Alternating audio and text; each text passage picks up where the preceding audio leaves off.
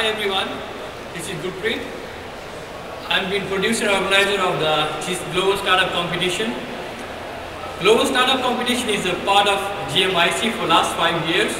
We run this competition annually once in Beijing and once in Silicon Valley. And this is our second edition in Silicon Valley. It's all about entrepreneurship growing globally, not just in certain area, but just like all global approach. That's why it makes more unique to any startup to apply for it. So the main theme of the competition is to connect, learn and promote from each other. For this year's competition, we have 135 applications from 25 countries. Top 20 are actually exhibiting over here, and only top 10 will be presenting today in the afternoon for the winning spot. And these are the teams who will be presenting today in front of the judges. We are actually glad to and thankful to our sponsors who have been sponsoring this event, also the competition, Vodafone, X1 and Paidi from China. We are also thankful to our partners, Y Combinator and Plug and Play, who have been helping us to select these top 10 teams, so we can have more like quality-wise good teams over here. Now, I would actually also like to thank all our other partners who have been globally helping us, like our partner from Open Network Lab from Japan, and also from our partners from China. Video, please.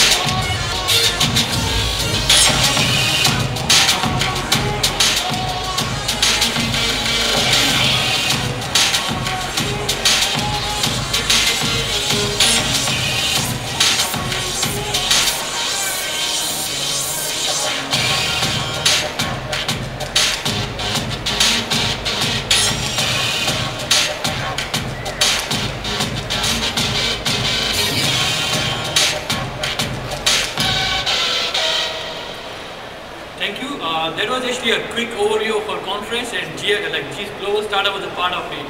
I hope you enjoyed the show today, and thank you very much for joining us. I will give the stage back to Volker. Thank you so much.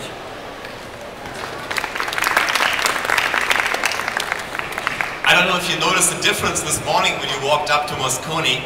Yesterday were all these international camera teams, and now they're all gone.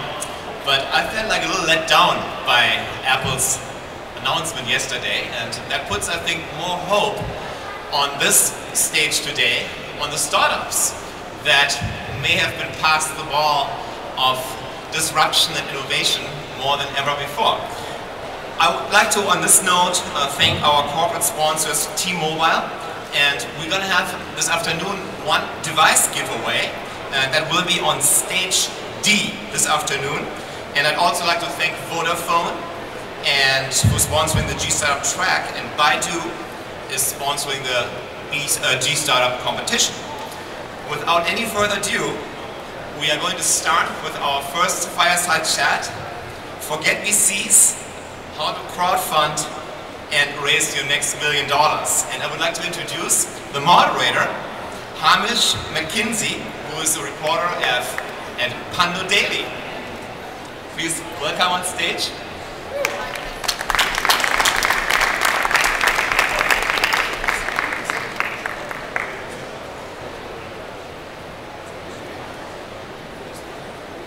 Hello, and I'm very happy to be here, and I'm going to be joined on stage today by Nick Evans from Tile. It's a location tracking device.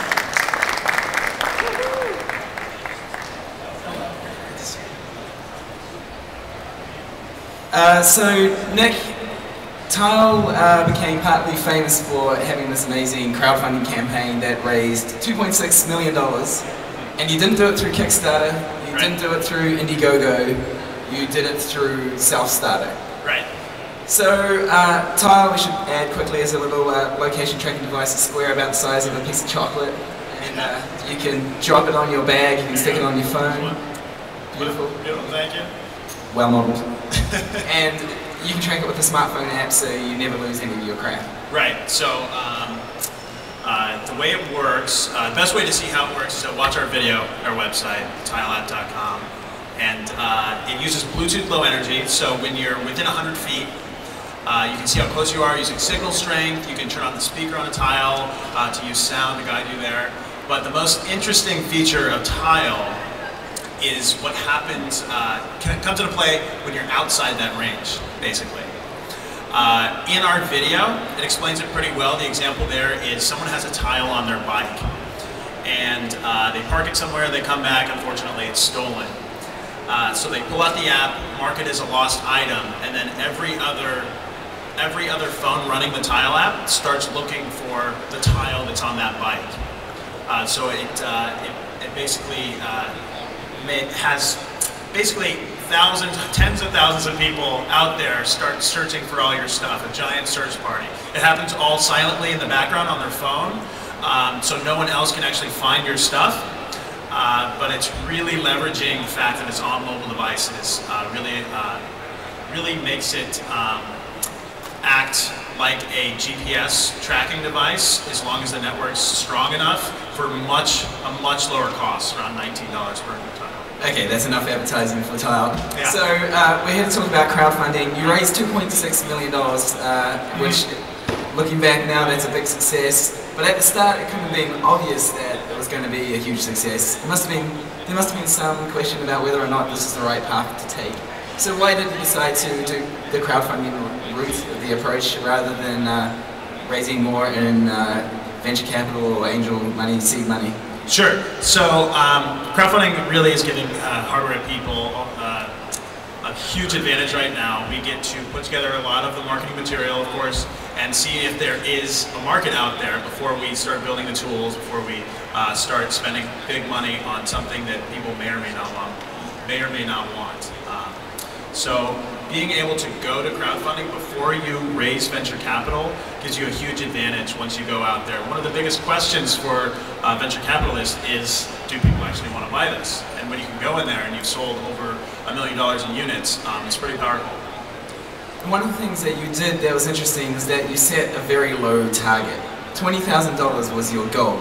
Yes. And you blew by that in something like 8 hours, I believe. Right. So why? You must have been at least a little bit confident that there is more of a market than this for this than $20,000 would suggest. So why did you set it so low? So yeah, to be honest, our goal really was something like $200,000. We looked at that a lot. We had decided to put it really low to make it basically for PR.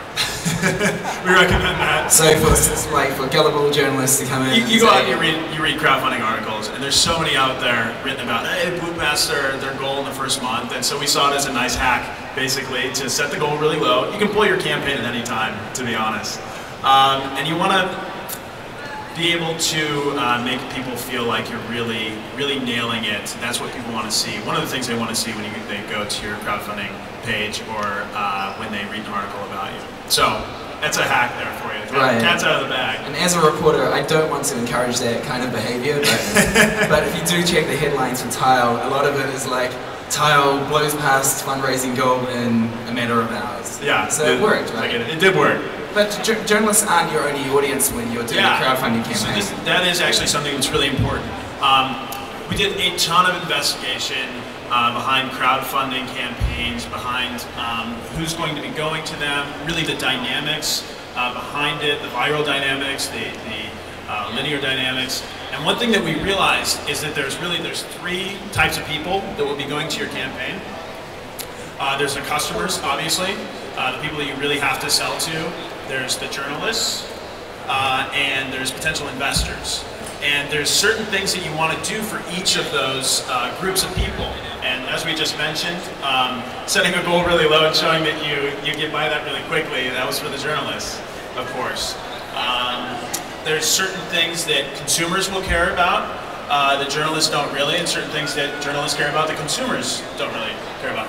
For example, tech bloggers are much more informed, so you need to be able to make sure there's a differentiator between other products out there, because they don't want to rewrite articles about the same product with a different name, basically. But for consumers, many of them may not know of a product like yours at all. So the messaging for both groups really need to be there. And then there's investors too, and no one understands how they think. So the title of this panel, of this fireside chat, lovely fire by the way, is Forget the VCs. But if you're saying that part of the audience with the crowdfunding campaign is VCs, does that mean that we can't actually forget the VCs? So yeah, no, I'm glad you asked that. They are still part of the equation, or at least can be part of the equation, and they were for us. As I mentioned before, we wanted to put together a campaign, a successful campaign, before we went and talked to any investors to really show them that there was a market for this. They can be, you can forget about them basically if you price it high enough, but if you really just want to have real slim margins, get as many customers as possible, maybe you are just driving it really low and getting as many units out there as you can, and then you will go and raise venture capital. So there's different ways to do it. You really need to have a set plan though. You need to have a plan after this. Are you going to go and talk to outside investors? Are you going to try and have this ride you through for the next few months? Either way is fine. I'd say they're still part of the equation though. What are you going to do? You've got $2.6 million plus a couple $100,000 in seed money before that, I believe. Right, from Tandem Capital. And then you've sold, well, in the first month, you sold 180,000 of these units. Right. From 50,000 customers. But, so perhaps you could just build your business off that and keep on going forever. Or do you want to like add fuel? Do you want to raise more money in the months ahead? So actually, this is one thing that's great about crowdfunding is we've gotten so much inbound, and so we've had a lot of people reach out, started a lot of conversations with investors, potential partners. So it's great. You can start these conversations before you're really ready to raise money, which is really how you want to do it anyway. So you get out there, meet everyone, see who you actually like. Once you take on an investor, once you have someone on your board, you cannot divorce them. I don't know if you guys know that, but it's more set in stone than a marriage is even. So it's a really great opportunity for you to get out there and meet everyone that you may want to join your team. Right, okay. And one of the interesting things about your campaign is that it's not one of these big sexy Kickstarter, well sexy, but it wasn't Kickstarter, which is like you know the big name, the gorilla in the room for crowdfunding, okay. And it wasn't Indiegogo, which is another hot platform, but it was this thing Self-Starter, which was started by the guys from Lockatron, yep. who had their application to Kickstarter rejected, and they got frustrated and went and built this new platform. Why did you decide to go with Self-Starter? So actually there were a number of reasons that we did that. Kickstarter and Indiegogo, they're both great platforms. They add a ton of value. Some people think that, well, we'll use Self-Starter to save on the 5 to 7% cut that an Indiegogo or a Kickstarter would get. But really, I would say they add that amount of value for you.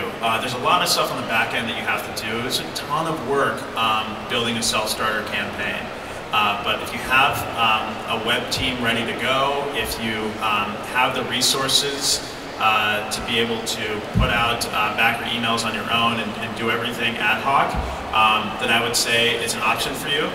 But the real reason that we decided to go with Self-Starter over Kickstarter or Indiegogo was that we wanted to make sure that we had the ability to really make this successful. Once you put your campaign up on Indiegogo or Kickstarter, it's really, the ball's kind of in their court. It's on their servers. If the servers go down, there's nothing you can do. If you put something up there and you want to make changes, I don't know if you're allowed to make changes on Kickstarter or Indiegogo now, but you're not allowed to. And like Lockatron saw, they can just reject you. So you could build a campaign for Kickstarter. They have their own rules, and then they cannot let you on. So that kind of freaked us out. And so while we knew it was a lot of extra work to do Self-Starter, we started down that path, and we're really happy we did.